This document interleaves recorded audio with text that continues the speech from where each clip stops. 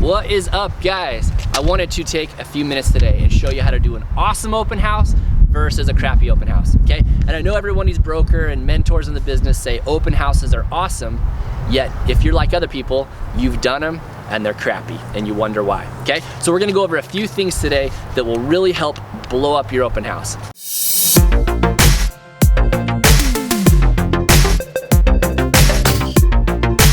So step number one, it's gonna take you about 2 hours, well worth it. All right, guys, so we all know that open houses in real estate, it's a contact sport. So why in the world are we hosting these tiny little open houses with like 1 yard sign and we're like treating it like this private event that nobody knows about? There's nothing exclusive about an open house, okay? We're trying to get people there. And what I have here is this flyer that revolutionizes how open houses are done, okay? It accomplishes a lot of different things. The flyer's the first key. This gets the neighbors out. Now think about it. The neighbors already know who lives here, right? They know what the house is generally like. They know the price range.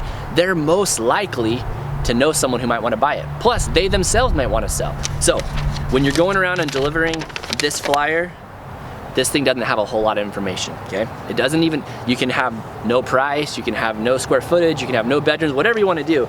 It just has pictures and there's a few things. One, call me for the VIP tour. Okay, we want to try to stir up anyone who might be interested in actually moving themselves or friends of these neighbors. Two, stop by for snacks, drinks, and gift card giveaways. These are the kind of the things we're gonna use to bring people in. If you wanna do a bounce house, do it, that'd be great. If you wanna have a barbecue out here, do it, that'd be great.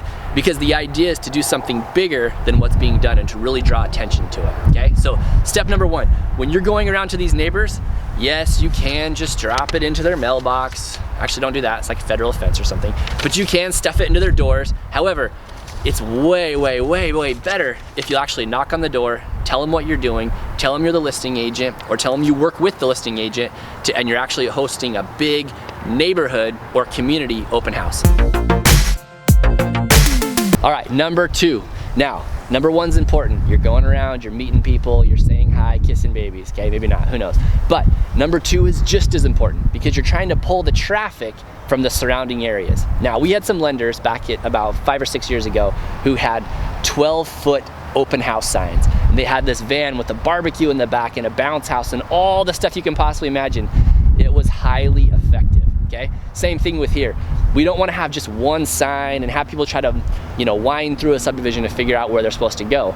The goal is to make it super clear, okay? So huge signs, if you have to invest in that, perfect. But if you want to use the little tiny ones with balloons or flags, fine. But make sure you've got more signs than you could possibly need because our goal is to bring in as many people from these outside areas as possible. Number three is spirit control, okay? Now what does spirit control mean? It means you have this tool in your hand.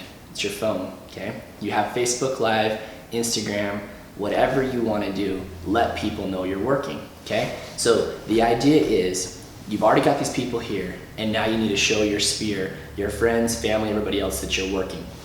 So with this little tool, you're gonna have somebody else basically tour you and you're gonna show around just the highlights of the property. But while you're on there, you're gonna answer any questions that come up on there. So whoever's filming it for you, make sure that they're telling you what the questions are. And then right afterwards, you're gonna answer back all the comments. Because the biggest thing about open houses is it's not just a one-time event.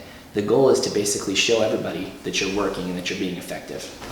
Okay, now when people actually come through the house, what you're gonna wanna do is you're gonna invite them in, okay? Stay a safe distance away, invite them in, show them the snacks, the drinks, the gift cards, that sort of thing. But once they've got all their shoes off and they're feeling pretty comfortable and they got all their kids in, just slowly come over here, okay? And you're just gonna block the exit. Make everybody feel super uncomfortable until they either buy or leave. No, don't do that, don't do that. Rule number one, don't do that.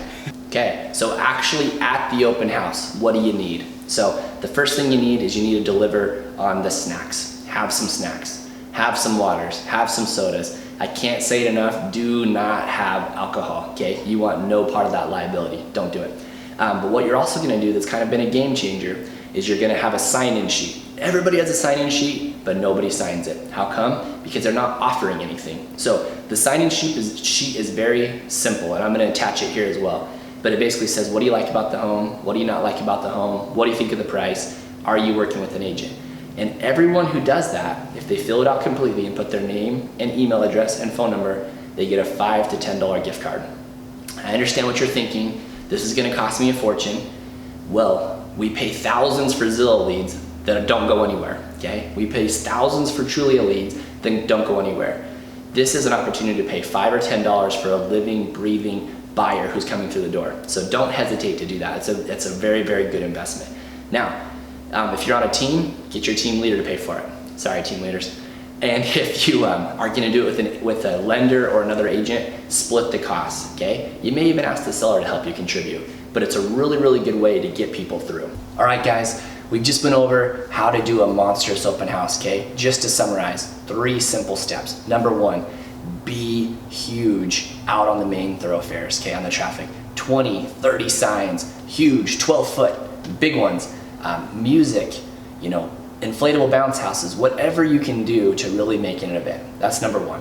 Number 2, you've got 50 to 150 neighbors nearby. You gotta knock their doors. If you just put the flyer in there, it's okay. But go knock the doors, introduce yourself, tell them what you're doing. That's the big one. You're trying to get private tours out of that group and also let the people know that there's buyers and also that attract any sellers they may be.